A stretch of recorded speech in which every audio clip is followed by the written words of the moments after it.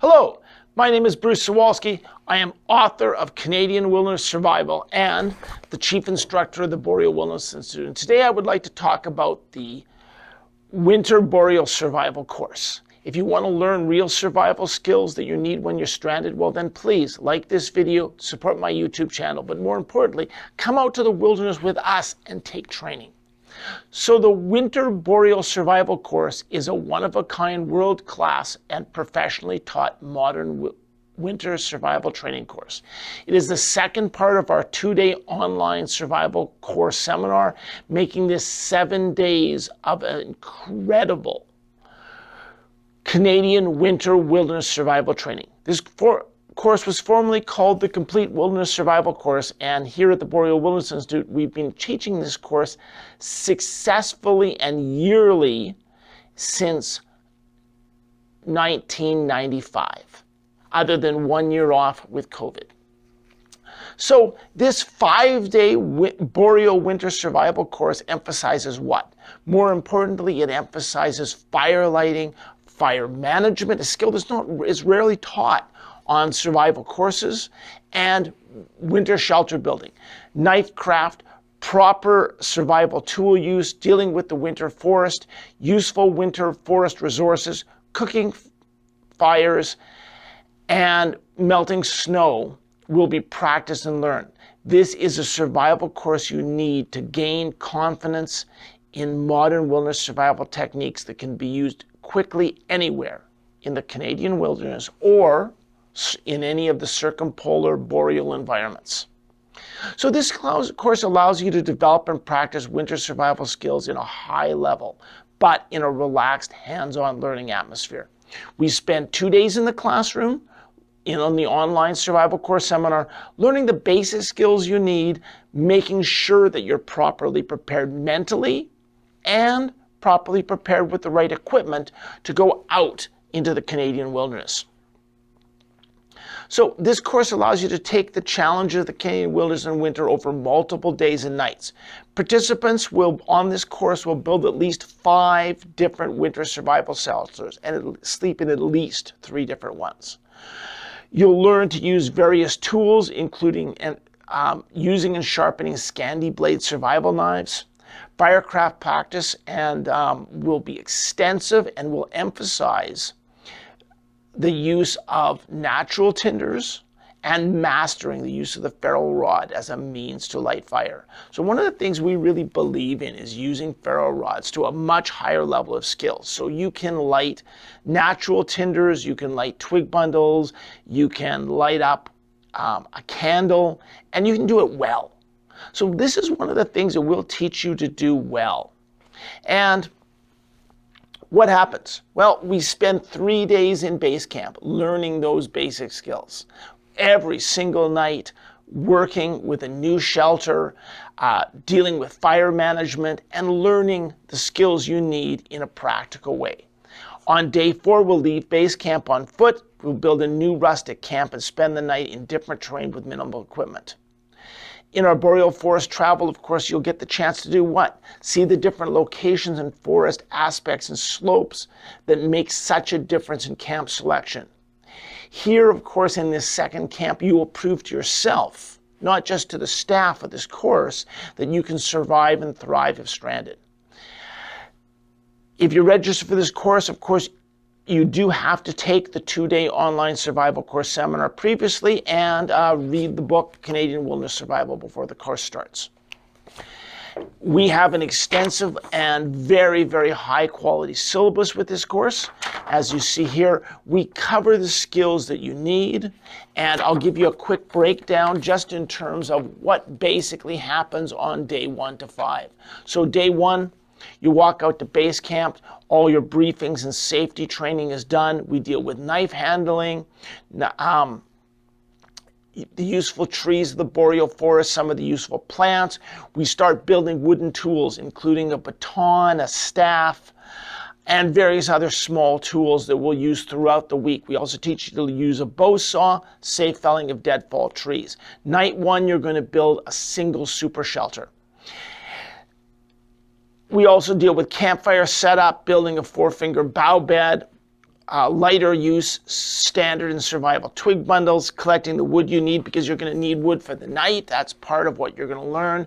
You're going to deal with cooking over a fire because for this entire course, you'll be cooking over a fire. And then every day we have a daily discussion, and day one's daily discussion is winter water gear and tool storage. So how do you make those things survive to the next day? How do you make sure they're there at the end? So that's day one. It's a pretty hefty day. Day two, we start off with useful knots, setting up guy lines, drying gear, clothing, and boots, and drying your sleeping bag. So immediately we start to say, how do you make survival easier? How do you make sure you're more comfortable? That's an important part of living in the boreal forest. Day two shelter will be a double super shelter as the preferred shelter for that second night. We'll also start with dealing with natural shelter coverings, natural wall and roof coverings, we'll build in improvised sawhorses. We'll talk about a selection of proper firewood. This becomes important as the days go on. We'll talk about using artificial and natural tinder with match use, basic ferro rod use, and really have a big emphasis that day on overnight fire management skills. We'll also do notches and tri-sticks on day two, sharpening boards and knife sharpening, and our daily discussion on the day is cougars, rodents, and other wildlife, along with food and garbage storage in the winter forest. So now we're out here 2 days. We're saying, hey, if we're going to go into the medium term, what do we need to do to make sure we're comfortable that the wildlife leaves us alone, and we are able to leave the wildlife alone, along with some basic hygiene stuff that we need to deal with. So that's day two. Day three. What are we going to do on day three? Well, we're going to build a survival lean-to. So we'll go out as a group. We're going to build a survival lean-to. I'll also show you an example of evergreen bivouac. So we'll deal with some extra new shelters that you can use. We'll, on that journey of wandering around the forest on the morning of day three, we'll find some natural fire lighting aids, and I'll point some things out to you. Day three's preferred shelter is the tripod lean-to, which we'll build in 2 different ways, so you get to do that. We'll also talk a bit about improvised shelters that day and the parachute shelter, along with wood splitting with a survival knife, some way more advanced fire lighting, which we're going to get into, especially with a ferro rod.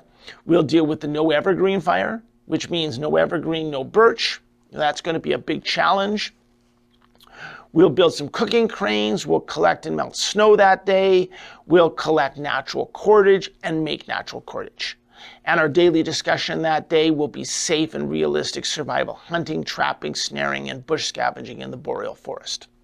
So that's day three. That'll be a long day, a tough day. Day four, well, we're going to deal with camp reclamation and wood storage over the long and medium term. We're going to reclaim our base camp. So we're going to strip it down to nothing and get rid of the parachute shelter and all the rest of the cool stuff that we had. And we'll build a signal fire and prove how effective a signal fire is. Then we'll pack for winter travel, walk out to our rustic camp. Along the way, we'll deal with bushwhacking and forest travel, safe ice crossing because we'll cross a small body of water.